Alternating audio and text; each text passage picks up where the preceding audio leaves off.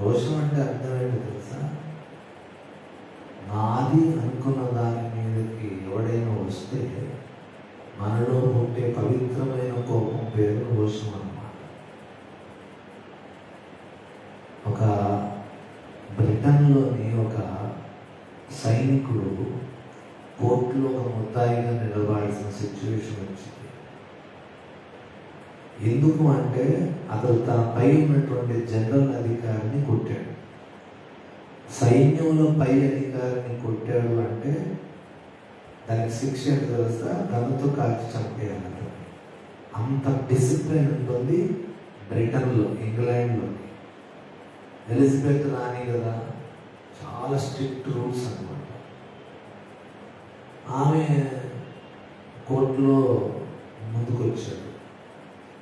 ఏమయ్యా, నీకు తెలుసా రూల్ ఉందని, నీ పై అధికారిని కొట్టకూడదని రూల్ ఉందని తెలుసా? తెలుసు మేడం. మరి ఎందుకు కొట్టావు?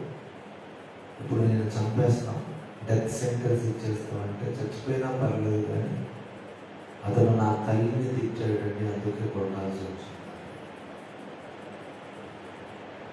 ఆ మేజర్ అట ఈ సైనికాధికారిని వాళ్ళ తల్లి గారిని ఏం చేశాడంటే తిట్టాడు. నేను ఉండలేకపోయాను, మా అమ్మని వాడాలనగానే నేను కొట్టాల్సి వచ్చింది.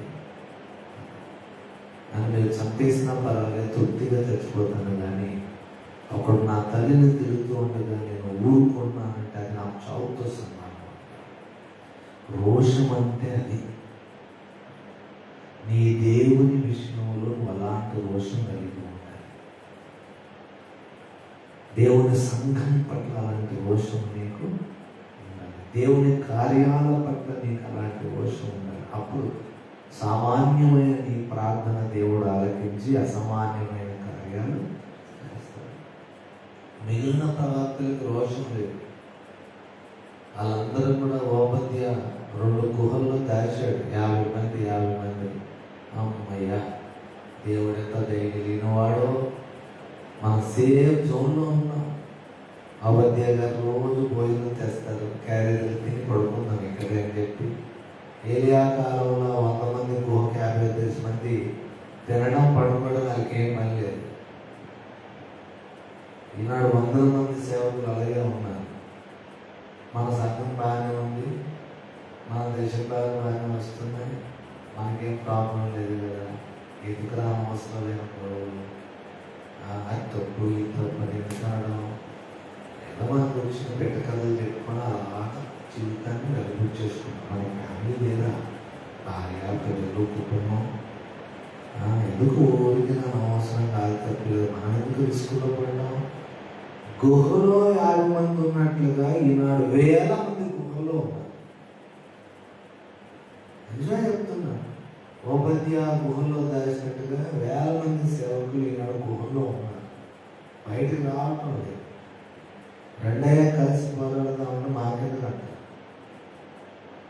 ఇది అబద్ధము, దీన్ని మనం ఖండిద్దామంటే దాన్ని రండి మనం తెలుసుకుందాం, కూర్చుందాం, మాట్లాడదామంటే ఇవన్నీ మాకు నప్పవండి, మీ పని మీద మా పని. సేవ చచ్చిపోయి ఉన్నట్టు దేవుని నామం ఒక చోట అవమానించబడుతున్నా, సంఘములో సాతాను యెజబెలు రాజ్యం ప్రచనంగా కొనసాగుతున్నా, దేవుని సంఘం దుర్బోధులతో పాడైపోతున్నా. వాళ్ళకి సంబంధం లేదు. ఎందుకంటే తిండి బాగానే ఉంది కదా, తిండి బాగానే ఉంది, సెటిల్ అయిపోయి బాగా చర్చీలు ఎస్టాబ్లిష్ అయిపోయినాయి. అది స్పాన్సర్ చేసే కరెక్ట్గా తరతరాల ఫ్యామిలీస్ ఉన్నాయి. వాళ్ళకి గ్యారెంటీ స్పాన్సర్స్ అనమాట. వాళ్ళు ఎవరు నీకు ఎక్కడికి వెళ్ళదు, వీళ్ళ నుంచి మనకు తప్పక డబ్బులు వస్తాయి. అలా కాంప్రమైజ్ అయిపోయారు. అప్పులు లేవు, ఇబ్బందులు లేవు, ఎందుకు కోరుకున్న ప్రాణాన్ని పోయి అని చెప్పి ఈ ఓబద్య గుహలో దాచిన 100 మంది లాగా 1000 మంది నాడు రాజు పడిపోయారు. ఒక్క సంఘం వేసింది. మాకు ఇబ్బందులైనా తిప్పలైనా పర్లేదు, కానీ ఈ తడబాటు మాత్రం దేవుని సమాజంలో ఉండడానికి వీల్లేదు. పరిశుద్ధులు ఒకసారి అప్పగించబడిన బోధ కొరకు మనం పోరాడాలి. ఈ పోరాటం మనం చేసినందుకు మనం ఏం ఎదుర్కొన్నాం చెప్పండి?